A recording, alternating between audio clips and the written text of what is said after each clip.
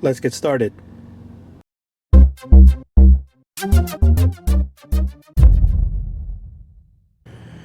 What's up, guys? I'm sitting in my new car. This is a 2013 Honda Accord Coupe, and this is the EXL model trim that does not have navigation. It's a 6-cylinder car with a 6-speed manual transmission, and the navigation was a $2,000 option that I did not want to buy. I actually have navigation through my phone, which works really well. And you know, basically to me that extra $2,000 just wasn't worth it. But outside of the navigation, this car's got all of the nice toys, technology toys, and that's kind of what I want to focus on in this video. All right, in figuring how to do this video, I figured I'd start all the way on the left and then make my way across the car. There are a few really nice safety features in this car, and this is one of them. This LDW button stands for lane departure warning.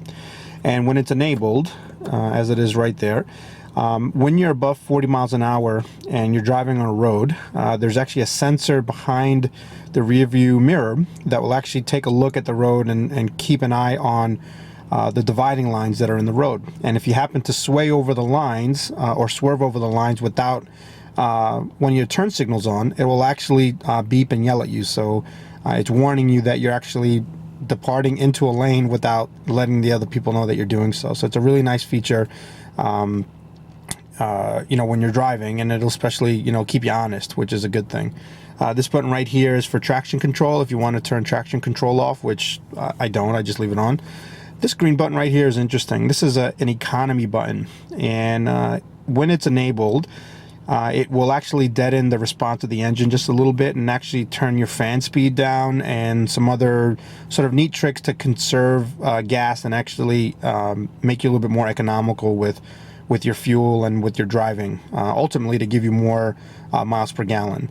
I don't have it enabled because I'm not a super aggressive driver, but you know, if you wanted to, you can turn it on all the time and eke out a little bit more miles per gallon, which is a good thing. The driver's side seat is 10-way power adjustable, and then you also get 2 memory positions, and each one of those positions is tied to key fob. So right here you see key fob 1 or driver 1. You get in the car with this guy and number 1 is selected, and obviously if you go with the second key, position number 2 is selected. Down here on the door itself, you've got auto up and down power windows, locking of the door. You can also lock out the window if you care, and then power adjustable side mirrors. There's one other safety feature that I forgot to mention while I was actually taping this, but it's probably better that I show you this picture here. So right about here, and that's right behind the rear view mirror, is that sensor that will capture whether or not you're in your lane for the lane departure warning.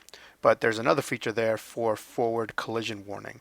And what that does is if a car in front of you or an object in front of you is getting too close too fast, it will display like a warning beep, and then also flash a little light that's sitting on the dash to let you know that you're coming up on something really quick and you need to stop. All right, here we are at the steering wheel.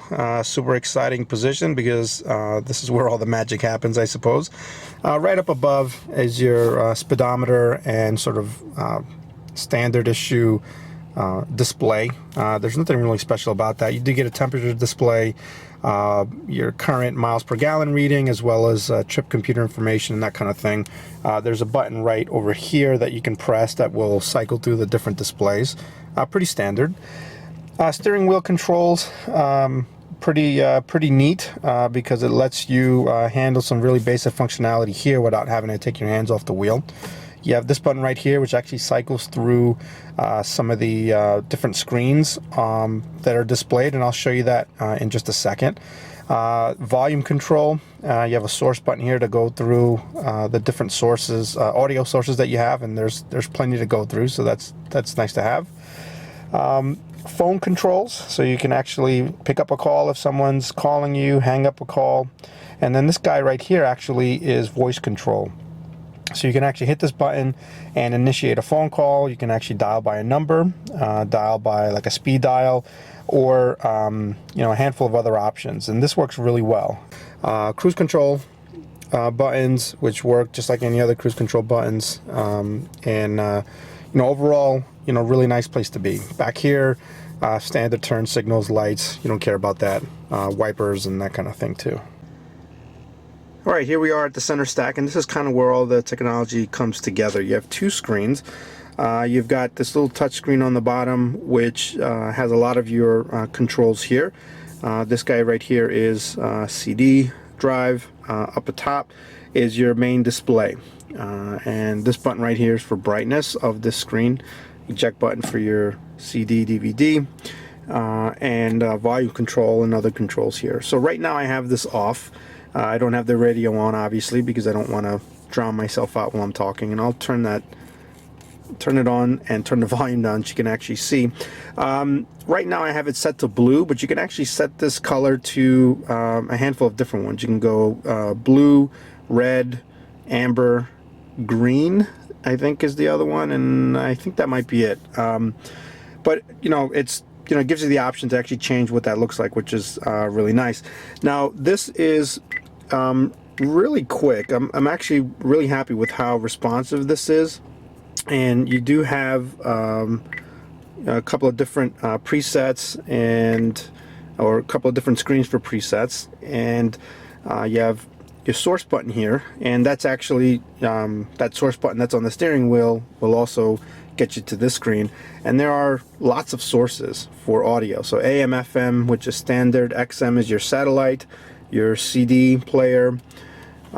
This right here is USB. So there's actually a USB stick, which is down here. So you actually have a USB plug as well as an aux in. This guy will actually take in either an iPod, so you can plug an iPod cable here and put an iPod at the end of that, or like a memory stick. And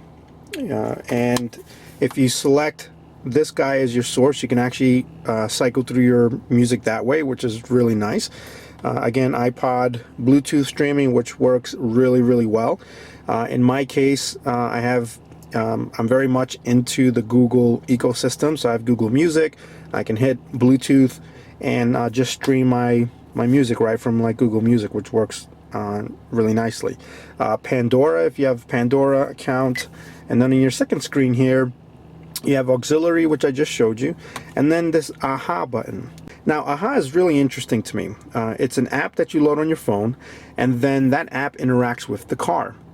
And the really nice thing about this is that the app has all of the updates and all of the new things that you may care about, and then your radio just becomes the receiver of that information. So currently the AHA app has things like Twitter notifications, Facebook notifications, so the car will actually read to you your statuses, which is kind of interesting. If you really care that much about Facebook, you can actually have your car read it back to you, which is nice. There are also things like restaurant notifications and recommendations via Yelp. You also have an app that will give you, where's a good place to get coffee. There are other different kind of apps, as well as internet radio streaming, podcasts, and all of those things like that.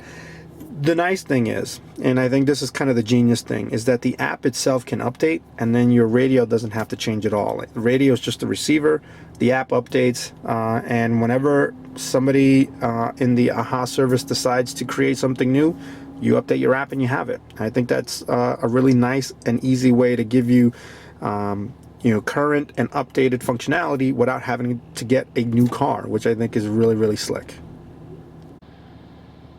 Alright, so moving along here, we've got the phone screen, and of course I don't have my phone with me, so there's no call history, but it's actually pulling that information from your phone.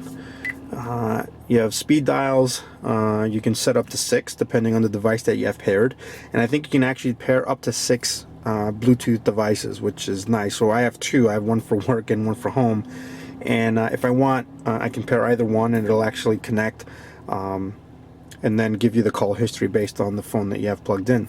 You can dial manually if you want, so you can dial that way. Now this screen is not enabled if you're driving.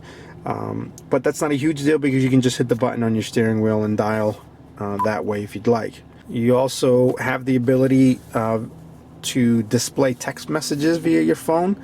That's actually kind of neat because if you do get a text message, it'll show up on your screen, and then you can respond with a couple of canned messages like yes, no, I'm driving, I'll be there later, and a couple other ones, which is nice because obviously you do not want to be texting while driving, and having the ability to at least see a text come in and then respond with some canned response is actually a really nice feature. This last screen here is this like a settings screen, so you have you can set your clock, you can do military time if you'd like, screen settings, so you can do brightness and contrast and so forth, as well as some other functionality, which is nice. Alright, so moving along, we've got this set of buttons here, and these are like menu control buttons, so you can actually change your display, which is right up there, so you can change and see the phone display, and you can see right now the last paired device was my work phone. I can actually go back and look at the audio screen, which we were just looking at. Then there's the settings screen, and then you've got all these different kind of settings that you can change, and there's a lot of them. I've kept most of them at default. The only thing I really did change was the display. I changed it to blue from the default, which was red. And then just general information. So for me, I just typically leave it at the audio screen, and that works well.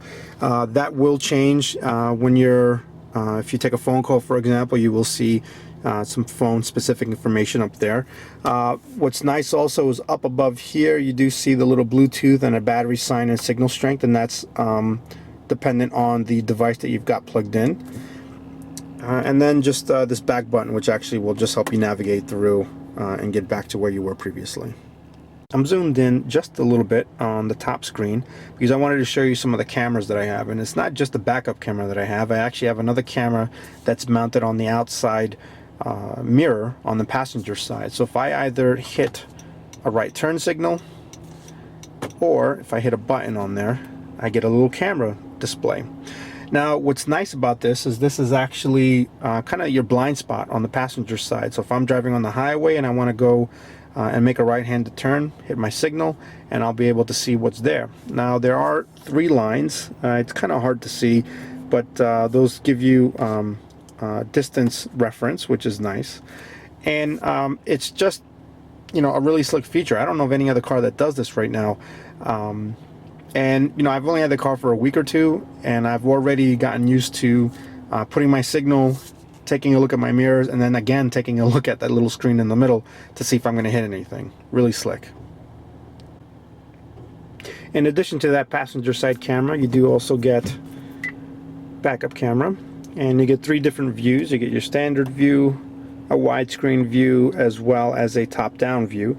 Top-down is nice, especially if you're parking like in a garage or somewhere against the wall and you want to get really close without hitting it. That's always a good thing, especially when you're driving a car.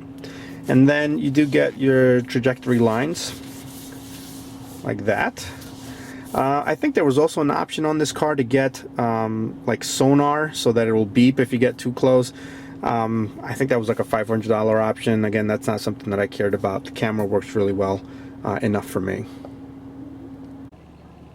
Alright, rounding out the center stack here, you've got your AC controls. So you've got dual climate zone, which is nice. I'm the only one driving my car, and I hardly ever have anybody in the passenger side. But if I did, you could hit, they could have their own control for temperature, which is nice. Little storage compartment down here. Now if I had the navigation, this actually would be lost. You would actually have a little dial here for Navi, but I don't have it, and I actually prefer to have this little storage place, which is nice. Down here, I showed you this before, USB and aux in, and you also have a standard plug right here for power, your 12-volt power. And then you've got just a little cubby down here. Now I kind of wish there was a little door here. If I have an iPod or some other device that I'm going to put here and plugged in, it'll look a little messy with, you know, wires and cables sort of strewn around. Not a huge deal. That's kind of nitpicky at this point, but you know, you do have this little spot to put stuff. heated seats on both the passenger and the driver's side, and you have high and low setting, which in the wintertime when you're up here where I live, this is really good to have. Cups for drinks, which is always useful. The brake, and then right here is your padded armrest, and then this opens up, and then down here you've got another 12-volt plug, a little cubby here for change, and then just this little carpeted piece down here. Not really huge, but again, I'm not carrying a lot of stuff, so that's okay. Alright, the other really neat technology piece of this car is the key fob. Now, as long as you have this with you, you can actually hit the engine start button. There is no traditional ignition. You actually just have this little button. You have this in your key, hit the button, and you start your car.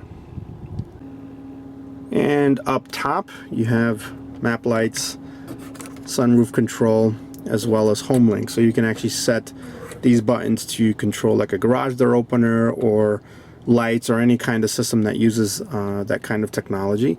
This guy right here, I believe, is your microphone for your telephone. You have a little glasses case up here, and then the sunroof, moonroof up here. And I won't open it all the way because the sun will wash out the image, but you sort of get the idea.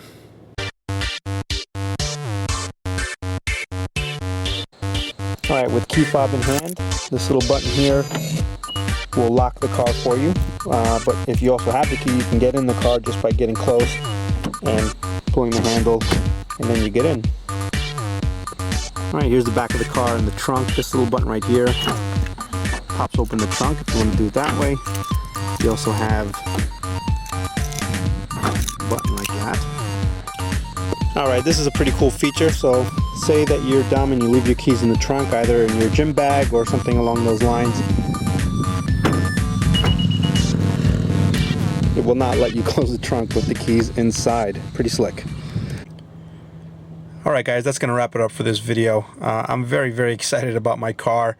I expect to keep this one for a very long time. This might be my probably 5th maybe Honda that I've owned, and probably the 7th or 8th Honda in in my family, I guess. I decided to get this one based on a lot of the technology, and that's kind of what I wanted to show you in this video. And I hope you enjoyed it. So definitely leave me a comment below. Let me know what you think. And like and subscribe. That helps me out a ton. And as always, guys, thanks for watching. See you next time.